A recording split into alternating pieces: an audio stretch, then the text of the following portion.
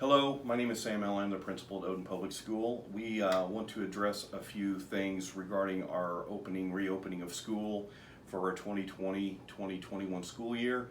We're going to highlight some questions that we've been asked, and we're going to give the best possible answer. With everything I just said, everything is subject to change. So please stay tuned and bear with us as we go through this. We're excited that the school building will be opened up and our students will be coming back, but I want to get right to it so I'm not wasting a bunch of time. Questions. When will we know whether our students will be in Group A or Group B? That information came out today, August 5th, so if you did not receive that, please call the school. Families with siblings, we have grouped those people together, so your family should be on the same days. If that's not the case or you haven't seen that, please let us know. Can you request A or B days? As you know, we've gone to a hybrid model. Some students will attend on Mondays in person, on Mondays and Wednesdays. Our Group B students will attend on Tuesdays and Thursdays, and everybody will attend remotely on Friday. No, there are no requests for changes. Other than siblings, we want to try to accommodate our families the best we can, and we want to make sure our school is equitable as far as numbers on our AB days. That's the whole point of doing that, so we can safely get everybody in the building. Will my child receive a Chromebook? Yes. From grades 3 through 12, you can expect that your child will receive a Chromebook for remote learning at home. On virtual remote days, will students be required to log in?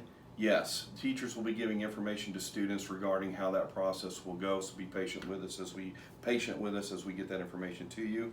And of course, we have the expectation that your child's classroom teacher will be delivering instruction remotely as well. Will my child be able to transition back and forth between instructional formats? That means virtual or remote to in-person here at school, and the answer is we would look at that at the semester break.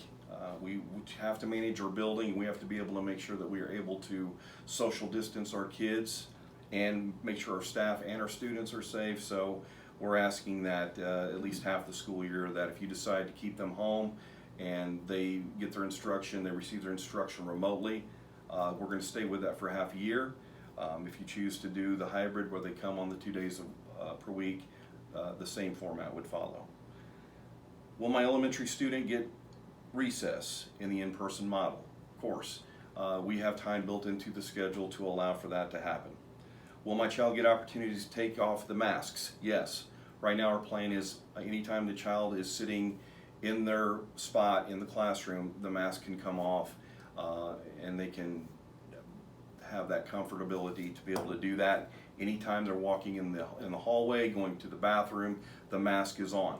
While we're talking about masks, there's going to be an addendum to the student handbook that talks about masks. If the student does not have a mask or refuses to put a mask on, they will be asked to do that. If they do not comply with the classroom teacher or staff member, they will be sent to the office.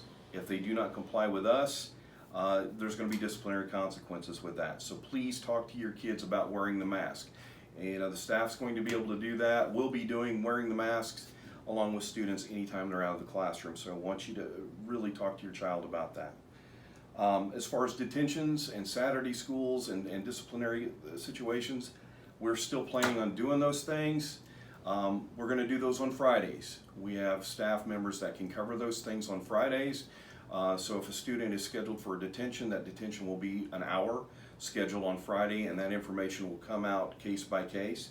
If a student receives a Saturday school, that will be 3 hours on Friday. So there will be no Saturday school on Saturday, but on Friday, while we have staff here to accommodate those situations. Will we host an open house this year? Yes. We will host open house this year. They will be on, I think it's 13th and 14th, Thursday and Friday next week. We will start bringing people in at 6:15, I believe. That information will come out a little later once we have details finalized on that. What will lunch look like? Breakfast and lunch will be accommodated here at school. We will also prepare to send meals home for students when they're home learning remotely, and we will get that information out to you soon. The first couple of days of school, teachers will be communicating that information with the students as well. Talking about virtual instruction, will the student be able to transition? We talked about that. If you choose to keep them home, they're home for half the year. How accessible will teachers be if we choose to stay home and educate our students virtually? Teachers have prep times. Get a hold of your teacher and find out what their prep time is and communicate through that avenue. We're recommending teacher email through the app, or we're going to use the Remind app this year as well as an official mode of communication between home and school. Will students in the virtual school be required to submit work each day? Right now, the requirement is 4 hours of instructional time. So yes, they're going to be required to do work every day, whether they're in person or they're doing it virtually, or a combination thereof, or one or the other. Let's see here. What online tools are going to be used to support learning? We're going to use Google Classroom quite a bit this year. I ask that parents are patient with our staff, as many are very comfortable with Google Classroom, but many haven't used it that much. So we're in the process of training our staff so they're prepared to deliver instruction to your student using Google Classroom. There will be possible opportunities for Zoom to be used as well. If that is going to be the case, that will be an interactive environment where we are told to close our school down, and we would use the Zoom format to bring everybody together for instruction per class to class. What can we expect as far as communication? I've spoke to that. We're going to use our school email and the Remind app. So if you're not familiar with that, go ahead and look at your cell device and look at the Remind app and in your app store and go ahead and download that. I believe that's completely free. Mental wellness for students, absolutely. Our social worker will be, of course, it's formerly known as Miss Shoemaker. She's going to be Mrs. Lupker this year. She's getting married, so we want to congratulate her. But she will be available, and she will be scheduling times for students to see her, as well as going into classrooms and dealing with social emotional learning for students. We also have Amanda Coleman, Mrs. Coleman, who will be taking over guidance, who will be available as well. Questions for pre-K and how pre-K will look this year. We've been asked to give you the ROE to ask those specific questions to. The ROE phone number is 244-8040, or you may email Shara Berner at sburner@roe13.org. So as far as instruction, that's kind of a summation of some of the questions that we have. With safety, and I'm going to try to be as brief as possible. When kids get on the bus, their temperatures are going to be checked as soon as they get on the bus. If they don't ride the bus and they walk, or they're being dropped off, they're going to be dropped off in front of the school. We ask you not to bring them up super early because we want to keep them as far apart from each other as possible. So try to bring them as close to 8 o'clock as you can. I know that you have to get to work. We're mindful of that. So we're all trying to make concessions and make things work to keep people as safe as possible. But anyway, students will come in the main entrance if they walk or they're dropped off, and they will come in, they will get their temperature checked through a scanning machine that's completely safe, that will tell us immediately if someone's running a fever of 100 degrees 0.4. If that's the case, we will pull that student aside and call you immediately to come pick up your student. Quarantine procedures.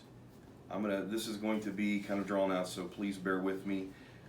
Quarantine procedures are if a student says that they have symptoms of 2 or more of the following on this list. This comes from the Illinois State Board of Education and the Illinois Department of Public Health. If the student has fever or chills, a cough, shortness of breath or difficulty breathing, fatigue, muscle or body aches, headache, new loss of taste or smell, sore throat, congestion or runny nose, nausea or vomiting, diarrhea.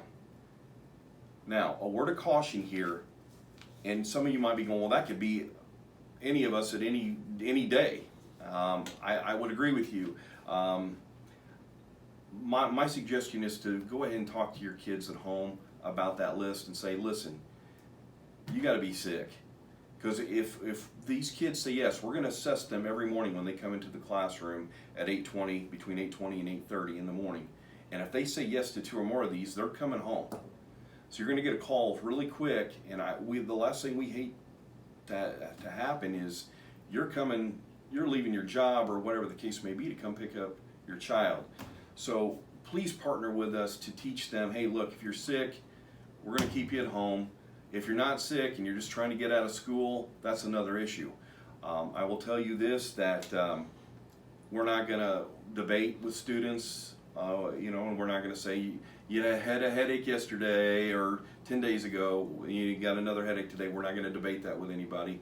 We're just going to go through the quarantine process to follow protocols that we've been told to follow. And after that, we will send them home. So, if we call you, be ready for a phone call to come get those students and get them. And the other part of that is they might be sick and they could have the COVID-19 virus, and we want to make sure that we're due diligent and we're keeping them safe and the rest of our kids and the rest of our students and staff safe as well. So we want to make sure we're doing this as thoroughly as we can possibly do it. If you have questions about that, please call and let us know. If a student is sent home, there's some phone numbers through Salem Hospital. You can call Salem Hospital or you can call St. Mary's Hospital in Centralia for testing. If you elect to get your student tested, you can call one of those 2 places and they will do that. I think it goes completely off of your insurance. It doesn't cost you anything out of pocket, I believe. Once they get tested and they test negative, you can bring your student back in 72 hours. However, if you choose not to get your student tested, they have to be out of school. I want you to hear me. They have to be out of school for 10 days. Okay, so anytime a student has 2 or more of these symptoms, they're going home for 10 days unless they have the test. Okay, these are the guidelines that we're trying to adhere to and be due diligent, but we also want to make sure we're keeping people as safe as possible. So make sure you talk to your kids about this.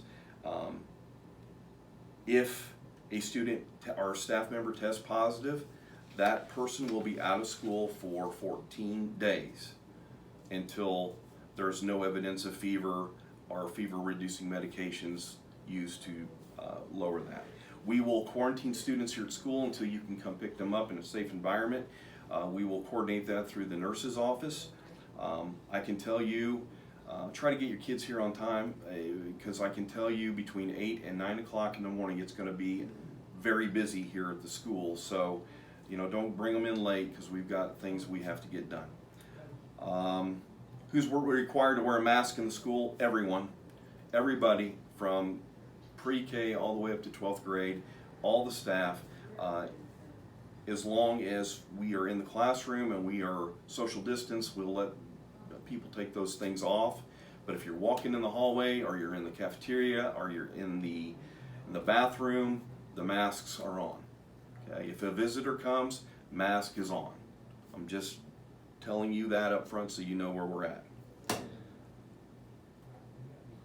How will students social distance on the bus? Well, first of all students are going to be required to wear a mask on the bus. We're going to take temperatures when students get on the bus, and we're going to try to keep them spread out as far as possible. Bus routes are going to be similar to what they have been in the past. We are AB days, so make sure you understand what day your kids will get on the bus. The school district will provide masks, and this is what they look like. It's just a plain white cloth mask. You can throw it in the washer and dryer and get it cleaned up. We would ask that since we're going every other day, that you clean these as much as possible. But if someone they forget it or whatever, we do have throwaway masks. We don't have a lot, Make sure you are mindful of that. Or students may wear their own as long as it covers their nose and mouth and it's somewhat tight. When the new school year begins, will there be a bus schedule? Yeah, the bus schedule will be similar to what it was last year. If the student has a health issue, will they be exempt from wearing a mask? Well, the answer is yes, with doctor notification. We have to have notification that they don't or they can't wear the mask, and then we will allow that. Yeah, I talked about temperature on the bus.